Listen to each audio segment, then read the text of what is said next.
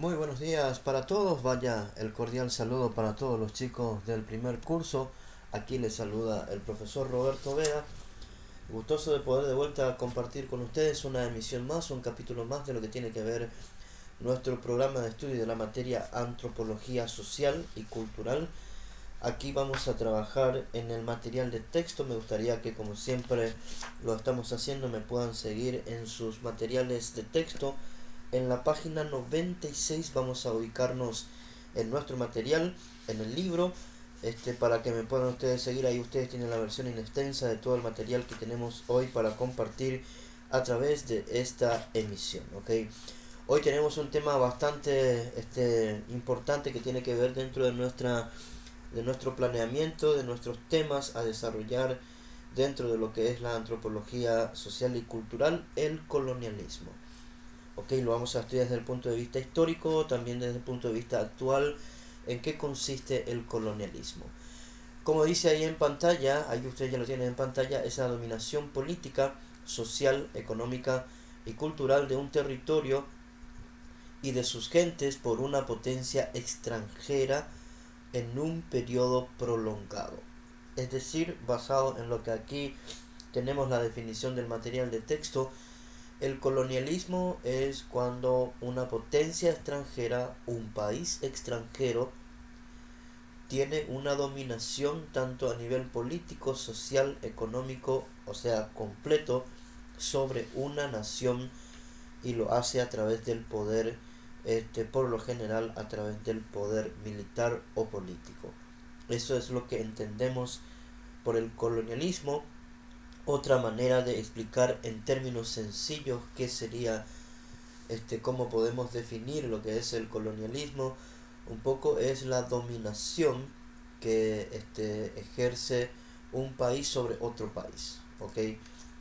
¿Cuáles son las características de la cultura colonial en América? Haciendo un poco algo de historia, nos vamos a remontar un poco a principios del siglo XVI, porque España logró a través de Colón y a través de los reyes españoles llegar a las Américas, como todos sabemos, a finales del siglo XV, en 1492, y ya entrado el siglo XVI, los años 1500, se comenzó la era colonial de América Latina, y allí se vio un poco el colonialismo como un imperio, en este caso el imperio español y también el portugués, dominaron por completo lo que era en aquel entonces el continente americano, desde México para abajo, y en las colonias inglesas, danesas, francesas, etcétera, holandesas, que son lo que, o sea, es lo que hoy conocemos como los Estados Unidos. En el caso nuestro, en el caso de América Latina, aquí vamos a ver un poco cuáles eran las características del colonialismo históricamente hablando en la época colonial entonces de nuestra zona aquí en América Latina.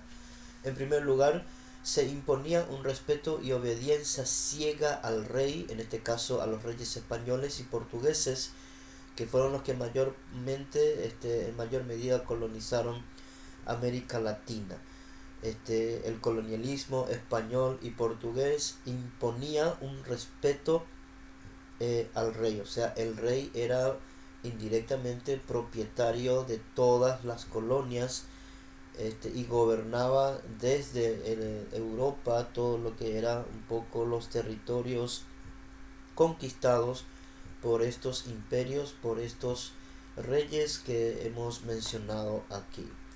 Otra característica era el concepto de superioridad del español, en el caso nuestro de América de habla hispana, era que siempre el hispano, el español en este caso, era considerado con todos sus privilegios, tenía múltiples privilegios por encima de los autóctonos indígenas que vivían, es decir, todos los indígenas perdieron prácticamente todos sus derechos, tierras, posesiones, propiedades, y estas pasaron a pertenecer a los españoles.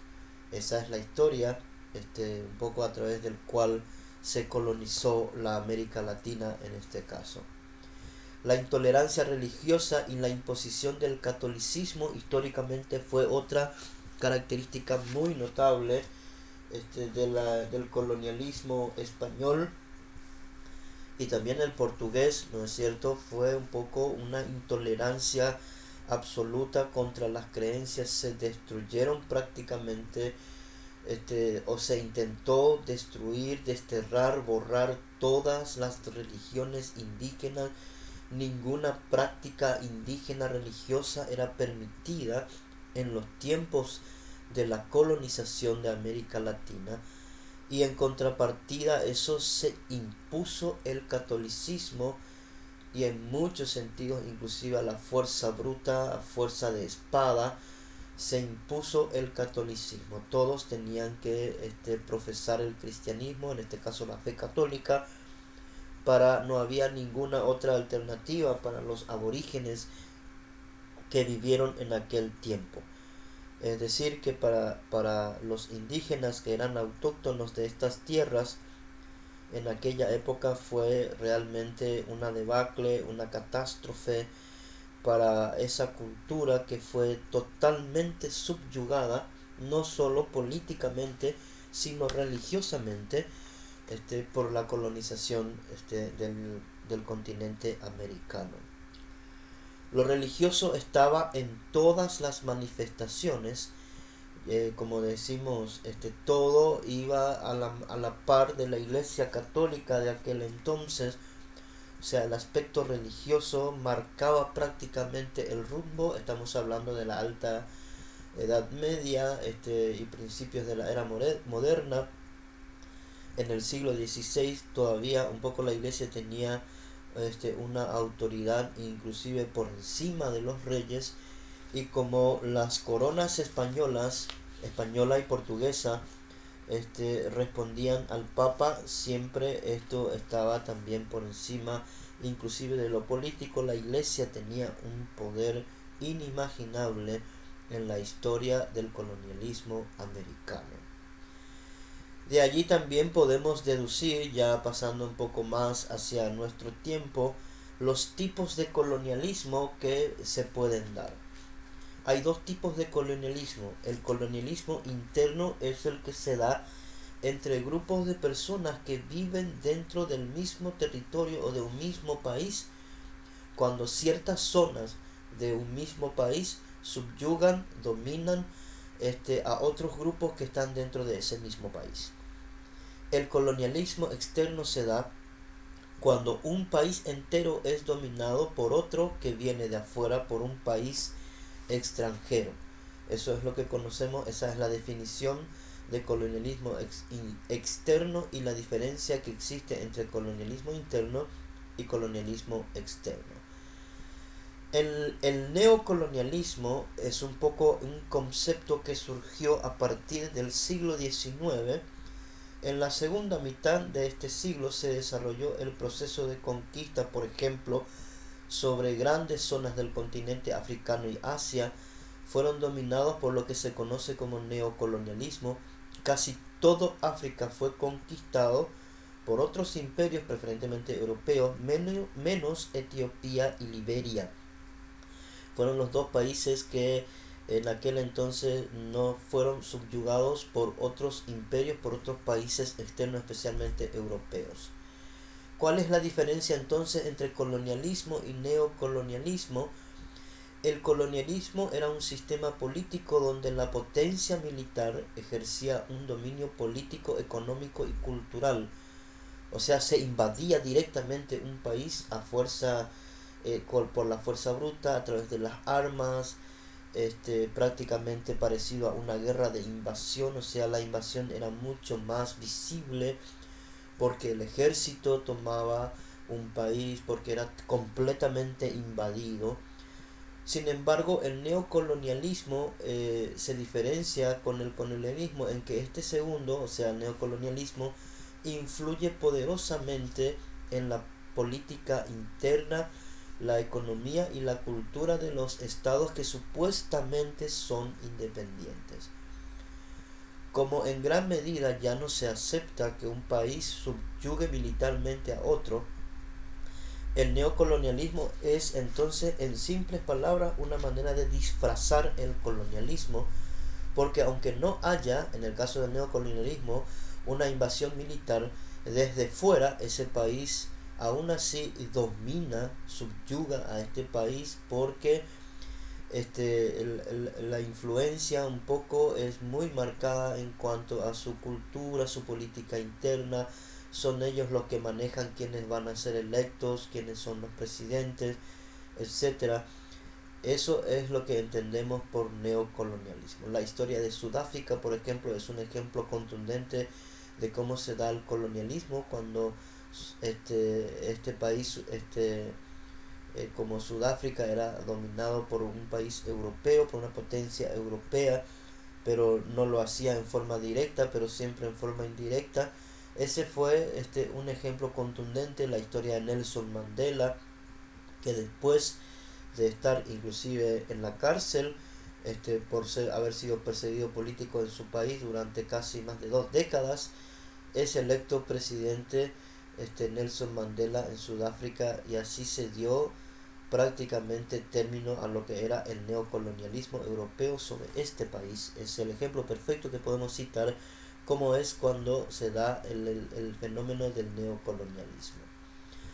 Los grandes imperios coloniales que existieron o existen son estos que ustedes ven aquí en pantalla: el Imperio Británico, que desde tiempos muy antiguos han dominado sectores inclusive muy lejanos, inclusive por ejemplo Singapur, Hong Kong, en tiempo también colonias en África. El Imperio Británico hasta hoy en día tiene mucha influencia, aunque no se reconozca públicamente. El neocolonialismo británico todavía es muy marcado en ciertos lugares. El otro fenómeno en este sentido es el fenómeno de la India, que fue una colonia principal acerca de su gran variedad de riquezas por parte de grandes países. Fue dominado muchísimo tiempo por Gran Bretaña, justamente por lo que estamos aquí mencionando. También otros países. La India siempre fue un objeto de neocolonialismo y neocolonialismo. Después tenemos otros ejemplos como el Imperio francés, que ya desde épocas muy antiguas inclusive llegó a ser un imperio, por eso dice ahí imperio, en la época de Napoleón Bonaparte, el siglo XIX. También hasta hoy en día sigue teniendo ciertos provincias o lugares en donde todavía oficialmente pertenecen al imperio francés. Otro ejemplo de, quizás no en el grado del imperio británico o el imperio francés, son el caso de Alemania e Italia, que también en su momento han logrado desarrollar un poco sus ejemplos de colonialismo y neocolonialismo, especialmente en otros continentes.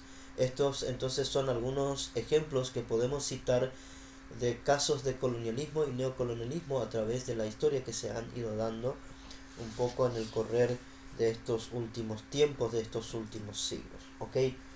Hasta aquí entonces llegamos en esta clase, un poco la idea de explicar en qué consiste el colonialismo y el neocolonialismo.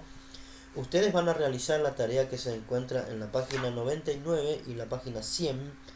Allí tenemos la actividad que ustedes van a realizar, como siempre lo estamos haciendo. Cuando lo tengan terminado, entonces lo pueden levantar en la plataforma para entregar eso como la correspondiente actividad. Repito de vuelta, la página 99 y la página 100 en el libro de texto a desarrollar aquí para esta tarea. ¿Ok? Cualquier consulta, cualquier pregunta, ustedes ya saben, me pueden enviar sus consultas, sus preguntas, que con mucho gusto estamos aquí para seguir acompañándoles a través de este medio. Nosotros nos reencontramos en nuestra próxima emisión. Espero que todos sigan bien. Les envío un fuerte abrazo y por su atención, muchas gracias.